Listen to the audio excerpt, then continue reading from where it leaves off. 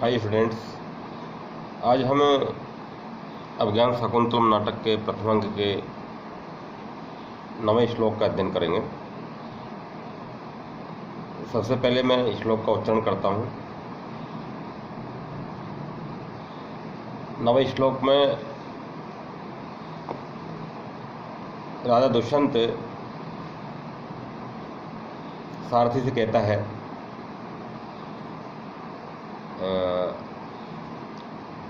यदा लोके सूक्ष्मं व्रजति सहसा तद विपुलतां यदर्धे विच्छिन्नं भवति कृतसन्धानं युतत प्रकृत्या यद्वक्रं तदपि समरेखं नयनयो न मे दूरे किंचित् क्षणमपि न पार्श्वे रथजवात्।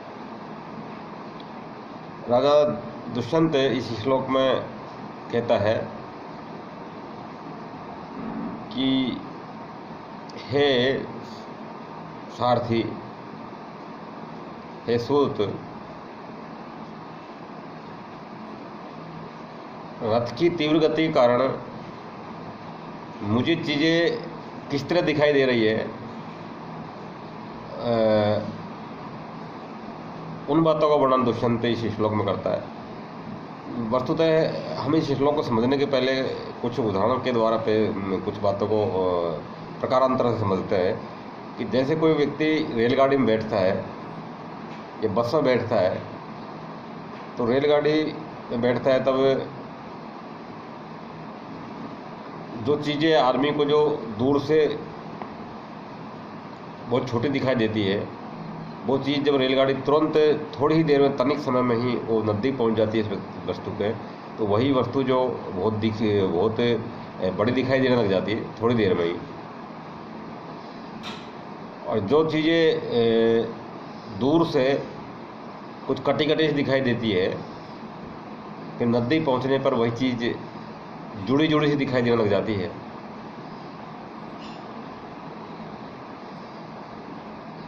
और दूर से जो चीज़ टेढ़ी दिखाई देती है, नज़दीक जाने पर वही वो चीज़ वास्तव में सीधी दिखाई देने लग जाती है।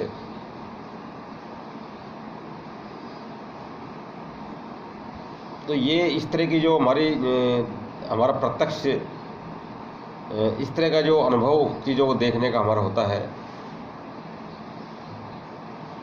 इस तरह से प्रत्यक्ष करते हैं हम चीज़ों को। इसके साथ ही जब कोई फोर व्हीलर या कोई हवाई जहाज़ या कोई रेलगाड़ी जैसे तीव्र गति के वाहन में हम बैठे होते हैं, तो ऐसा लगता है कि न तो कोई चीज़ हमसे बहुत दूर है, क्योंकि हम तुरंत ही थोड़ी देर में ही उसके पास हम बहुत तुरंत ही पहुंच जाते हैं। और ऐसा भी नहीं लगता है कोई चीज़ हमसे बहुत नज़दीक है, क्योंकि हमारी आँखों का देखने का दायरा ऐसा होता है कि हम दूर से चीज़ों को देख लेते हैं कि वो चीज़ बहुत दूर है। तो इसमें राजा दुष्यंत ये कहता है कि रथ के वेग की तीव्रता के कारण न तो कोई चीज़ मुझे नज़दीक दिखाई दे रही है, न तो मेरे से कोई चीज़ दूर है, न कोई चीज़ मेरे से नज़दीक है। और इस तरह के अनुभव, इस तरह की बात ही, इस तरह का भाव ही इस श्लोक में राजा दुष्यंत सूत के सामने प्रकट करता है। क्योंकि यहाँ पर भी जो यान है वो मोटर यान और रेल यान न होकर यहाँ पर रथ यान है। रथ में भी घोड़े तीव्र गति से रथ को दौड़ा कर ले जाते हैं, तो वहाँ पर चीज़ों का प्रत्यक्ष राजा दुष्यंत को किस तरह से हो रहा है, उन्हीं बातों का वर्णन इस श्लोक में दुष्यंत करता है। सबसे पहले हम इस श्लोक का अन्वय करते हैं। अन्वय किसी भी श्लोक का अनुवाद करने के हिसाब से जो शब्दों का व्यवस्थित क्रम है, कर्ता क्रिया क्रम, इस तरह से कर्ता क्रिया और कर्म के सीक्वेंस में, जिसकी क्रमबद्धता में जो शब्दों का जो छोटे छोटे वाक्यों में जो बनाया जाता है, व्यवस्थित किया जाता है, श्लोक को टुकड़े किया जाता है छोटे छोटे सेंटेंसों में, उसे अन्वय बोलते हैं। तो अन्वय करके यदि हम किसी श्लोक का बहुत ही अर्थ करते हैं, तो बहुत ही सुगमता से भावार्थ और शब्दार्थ इस श्लोक का समझ में आने लगता है। तो देखिए, यद, सबसे पहले हम रथ जवात को लेते हैं। रथ जवात यत आलोके सूक्ष्म, रथ जवात यत आलोके सूक्ष्म तत् सहसा विपुलताम व्रजति। सबसे पहले देखिए, रथ जवात यत आलोके सूक्ष्म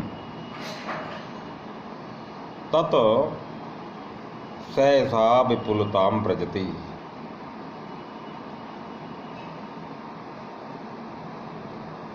नेक्स्ट सेंटेंस, यद, यत, यद में से निकलेगा यत अर्धे विच्छिन्नम तत् कृतसंधानम इव भवति। यत अर्धे विच्छिन्नम तत् कृतसंधानम इव भवति। यत प्रकृत्या, अगला सेंटेंस, यत प्रकृत्या वक्रम, यत प्रकृत्या वक्रम तत् अपि नयनयो समरेखम।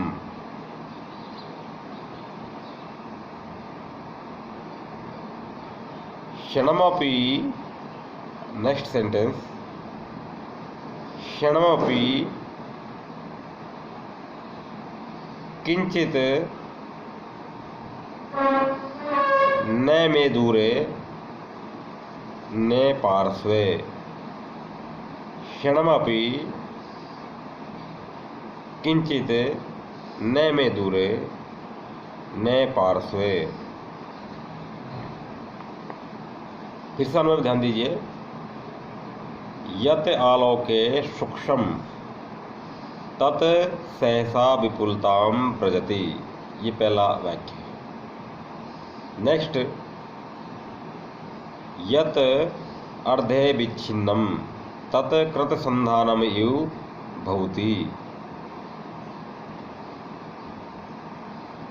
अगला वाक्य, यत प्रकृत्या वक्रम तत् अपि नयनयो समरेखम।